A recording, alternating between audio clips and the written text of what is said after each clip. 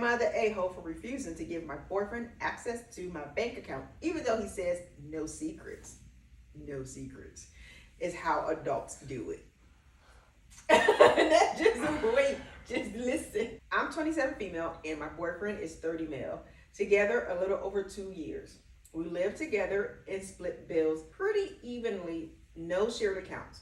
I make a bit more than him, about 15K a year more, but he has a stable job and pays his part on time. The conflict started this week when he told me he wants us to be fully transparent financially because we're talking about getting engaged this year. I thought he meant sitting down, pulling credit reports, talking goals, and that kind of thing. Instead, he asked for my online banking login so he could see everything in real time. I laughed because I honestly thought he was joking. He wasn't.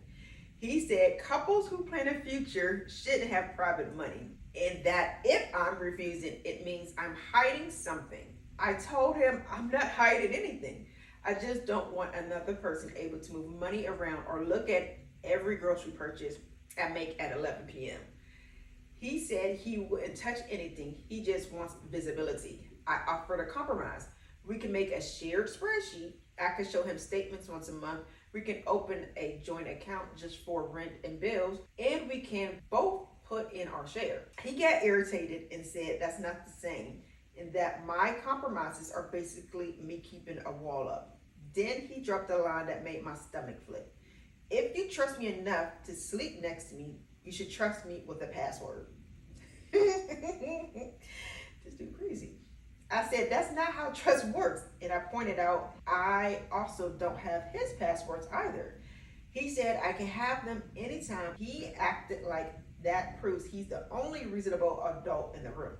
I asked why he suddenly needs this now. He said he doesn't want to find out later that I have debt or that I'm sending money to someone or that I'm buying things I shouldn't. I felt gross, like I was being pre-accused.